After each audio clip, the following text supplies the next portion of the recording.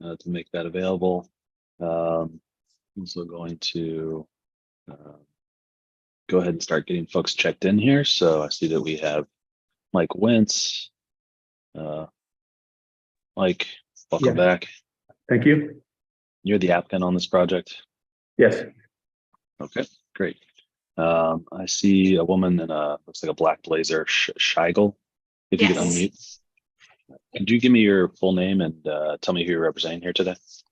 I am with the Wentz team, and my name is Amy Schigel. Okay. Okay, welcome. Let's see, we have Wes Menzel from the zoning department. Welcome, Wes. Good morning. And a Natalie Geyer Cohen. Ms. Cohen, if you could unmute. Yeah, hi, that's me. I'm Natalie Geyer Cohen, and along with my husband Matt, owners of 2770 Walsh. Okay, great. Welcome, Natalie and Matt. Thank you. Yeah, Matt should be on. Sorry, I missed the end of that. Yeah, I'm on. Yeah, I think Matt just joined. Great. Yep. He's Hey, thanks for being with us. great. Sure. All right. On the applicant owner side, are we expecting anyone else to join us here today? No. Okay, let's go ahead and get started. I need to read through our hearing script. That's basically just cover the procedure for the hearing. And then we'll jump into it. So this is the May 17th, 2023 session of the zoning hearing examiner docket. My name's David Serkey. I'm the zoning hearing examiner. The case before us today is case number ZH20230057. The purpose of this hearing is to allow applicants and any potential opposing parties to testify and to offer and refute evidence and testimony. This hearing will follow the rules found in the zoning codes and supplemental rules of the zoning hearing examiner. All testimony and evidence that an applicant or any opposing party wishes to offer must be presented at this hearing. The hearing will proceed as follows. The applicant's attorney or the applicant's agent will first present the applicant's case. If there were anyone here from the public, they would have an opportunity to speak after the applicant had presented its case. I'll give Wes Menzel an opportunity to provide any testimony in addition to his staff report. In the event that any party testifies or offers argument in opposition to this application, the applicant will have an opportunity to rebut that testimony and or argument that's been offered in opposition. And then finally, the applicant will have an opportunity to make any closing statements. So for our purposes here today, I'll allow the team from Wentz Design to tell me about the project, any background they think is important, why they think, of course, the relief should be granted. I'll give the owners, if they would like, an opportunity to provide any testimony in addition to the Wentz team. And really, you all can orient that however you want. One of you can speak, all of you can speak. It's really up to you. Just however you think is the best way for me to learn about the project. I'll then go to Wes, give Wes an opportunity to weigh in. I'll have some questions along the way. I'll let you guys make any closing statements you'd like to make, and then we'll wrap it up. After all presentations have been made, I will close the hearing. Decisions may be expected within 2 weeks. I may limit or exclude any testimony that I deem irrelevant or outside the scope of the application being considered. I may interrupt any speaker to ask questions or to make any comments. In the event of any technical difficulties with the Zoom technology, I'll do my best to troubleshoot those on the fly, but to the extent there's some defect that prevents us from meaningfully going forward with the hearing, I may continue or postpone the hearing at my discretion. Okay, last thing I need to do is just swear in all of our witnesses. So if you intend on providing any testimony here today, making any comments, asking any questions, really doing anything other than just strictly observing, then the zoning code requires that I swear you in. If you're not certain, I can always swear you in later. But if you know you'd like to say something, I'd like to collectively swear everyone in right now. So if that's you, if you could take yourself off of mute, need everyone to raise their right hand and to answer out loud. Do you solemnly swear the testimony you shall give will be the truth, the whole truth, and nothing but the truth? Yes. Yes. Yes. Okay, great. Thanks, everyone. All right. Mike, are you going to take the lead here or? Yeah. Okay. Yeah. Floor Let is me yours. sort of jump in with a sort of a description. Although everybody here knows what we're doing here, so I'll try to keep it brief. But I've been working with Matt and Natalie for a couple of years now. I'm sure they wish it wasn't quite so long, but we've been working. We've gone through a number of iterations of what we want to do. They even considered building new at one point, but they've got a wonderful property on Walsh, and they want to expand it to meet the needs of their family. And I may pass it off to them in just a minute to talk about why that is. But the project itself, right now, it's on a hillside lot. The house is a walkout condition, but it's not a very steep. It's not a typical hillside lot. It's not on a very steep slope. There is some pretty decent slope at the rear of the property. It's very deep, large property. So the hillside condition is more towards the rear of the property. But Is it sloping down like from front to back? it does slope down from front to back. Correct. Yeah. But the steep slope is way in the back of the property. We are really not changing too much of a condition at the front of the home. In fact, the front of the home basically is staying as is. We still have a walkout condition. Right now, there's a walkout garage, a lower level garage at the back. And part of a big part of this project was to pull the garage up to the main living floor so they could have one floor living. They expect to be in this house for a long time, and they want one floor living. So in order to do that, to get a 2-car garage at the front, we need a setback relief on the side yard. It's not much of a request for the typical underlying zoning, but it's a pretty significant request when you do the side yard setback averaging that the hillside requires. So that being said, we are requesting relief to get to within about 7 feet, 6'8" or so from the side property line. It's also a little bit interesting there too, because we abut a panhandle lot. So that's a driveway that goes, if you look at the staff report, page 2, there you can see the panhandle lots that are to the, as you're looking at the front door, to the left of the property.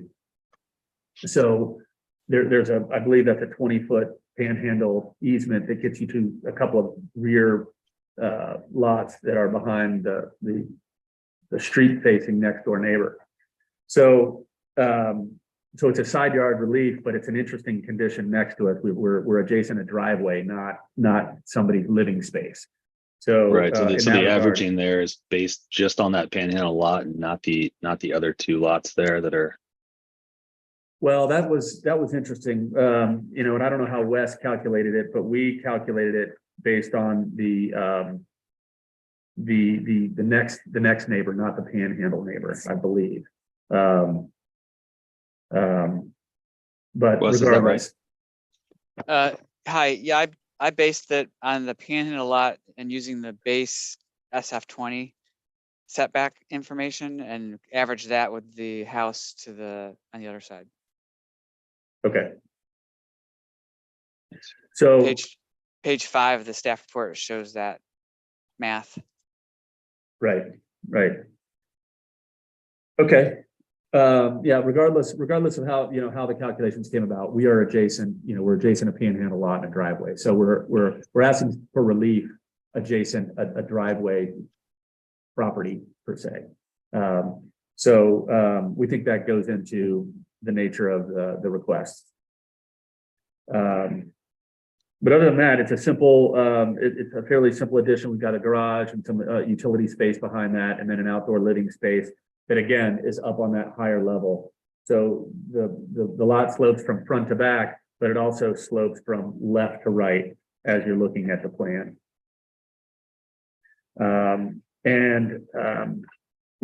Without getting into the plans too much, we're expanding some of the living spaces and the kitchen space and the access to the rear yard off the back for basically a more habitable 1-floor living arrangement.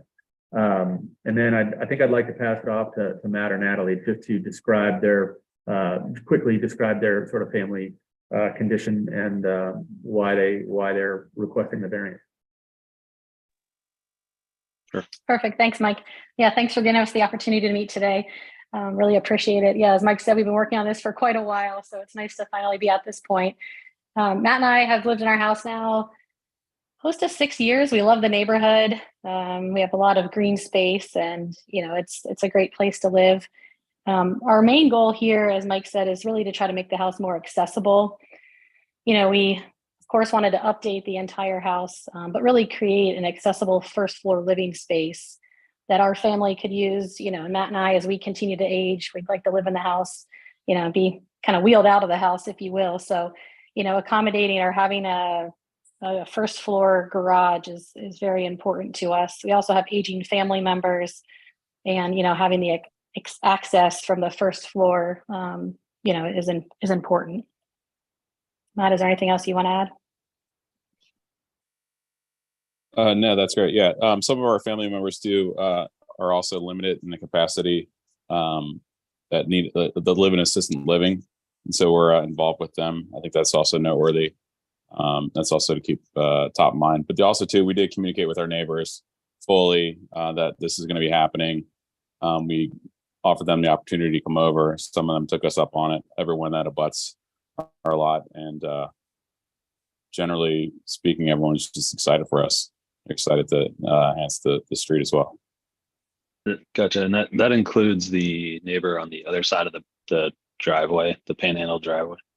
Yeah, there's one neighbor across the street who's like his house sits lower than our house, so you can't even see our house. He's very focused on just the drainage with the issue, or the drainage on the street, because he sits like in a lower kind of like a levee. So years ago, he had some challenges with that. So he just,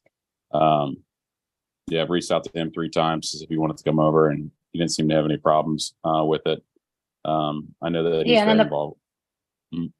Sorry, I didn't mean to cut you off. And then the property adjacent, as you asked, to the panhandle driveway, that's the Hellmans. And yeah, both Joe and Carol Hellman came over and looked around, and they even said they'd be willing to sign something if we felt that was necessary. So they're also on board. And kind of the overwhelming theme is everyone's very excited for us. There's a guy that originally lived in the house that built it. He used to have a lot of parties and such, and so a lot of people hadn't been back through the house, and it really hasn't been updated. So the overwhelming theme is everyone's excited for us. Great. Okay. Anything else the owners would like to share? That covers most of it. That's it. Thank you. Thank you. Mike, just so I make sure that I understand this completely, so it looks like most of the new addition is going to be on, that is the west side of the existing home. That's where the new garage will go. And then where is the actual excavation and fill going to be? Is it going to be in that area? You also talk about the retaining wall. Yes, there's surprisingly, there's not that much excavation for a walkout lot. But you can see on the front of the garage, we are getting into the hillside just a little bit. On page 4, if you look at the front elevation, the plan, as well as the front elevation, you'll see that the garage pushes into that grade that rises up. That's about a 4-foot retaining wall, plus or minus, just on coming out from the front of the garage at the front of the property. And then as you move back the addition through the garage and the space right behind the garage, that's where the grade begins to level off there. So there's no retainage on the left side moving back past the garage. As you move around towards the center of the rear of the property, that's where you have a little bit of retaining wall. That would be, the following page, number 5. You can see how as you move around the back of the property, the grade then falls off to the east to create that rear garage walkout condition. Gotcha. Okay. And will any of the work result in any cliff-like vertical slopes or No. Steep? Okay. And it looks like, will there be any loss of mature vegetation or trees along the property line there?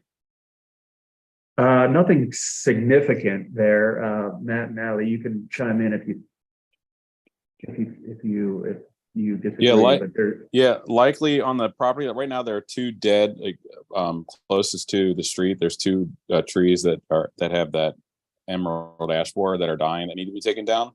But we're gonna replace that And then also there might be a tree that's going to end up being replaced anyway. We're going to replenish more. There's going to be more there after the project's done than there currently is now. I don't know if that makes sense. So like whatever gets taken down, there's going to be actually more. So very little's taken down. That's actually, there's one tree that'll be taken down that's alive. It's just actually going to be moved over. It's probably like a 12-foot tree. But I don't think the neighbors can even see it because there's already there's a fence in front of it. Are you talking about the magnolia tree or the pine Yeah, tree? the magnolia tree. The magnolia tree. Yeah. Which was something, we planted when we moved in. And the trees out front that Matt's alluding to they're not like huge trees. I mean, they don't really do much. They're dead. Okay, I think that's all the questions I have. Wes, is there anything you'd like to add here? No, I mean, I think it's a reasonable project, and doesn't have really any adverse impacts on anybody. As Mike was saying, the slope is really pretty shallow in this area, even though it's in a hillside designation. Sure. Thanks. Thanks, Wes. All right. Anything in closing or otherwise from anyone else or from anyone before we adjourn here today? I don't think so. I think we've covered most of it. Okay. Yeah. So I've had a chance to review the application materials and the staff report. Based on the testimony here today, I agree that this is a reasonable project and that the potential impact to the hillside is minimal. And so I'm going to approve the requested zoning relief. I need to formalize that approval in a written decision. I mentioned at the beginning that those typically take about 2 weeks. I think that's probably a realistic estimate. What I do is I put it into a PDF as soon as it's finished, and I email it to everybody who's in the hearing here today. So you'll have a copy of it really moments after it's complete. As soon as you have that copy, Wes can approve the permitting, and you can move forward. Any questions about any of that? Oh, that's Nope. great. Thank you, David. Wes, thank you Okay. as well for your input. Great. Well, if you do have any questions in the meantime, Mike, I know you've been through this a lot now, but if Right. you have questions, please let me know. I'm sure Wes would be happy to answer questions as well. Or if you'd like a status update on where I'm at with the decision, feel free to reach out to me directly and I'll let you guys know where I'm at. Otherwise, best of luck with the project. Hope you guys enjoy the new additions. And Thank you. have a wonderful day. We're adjourned. Yeah. Great.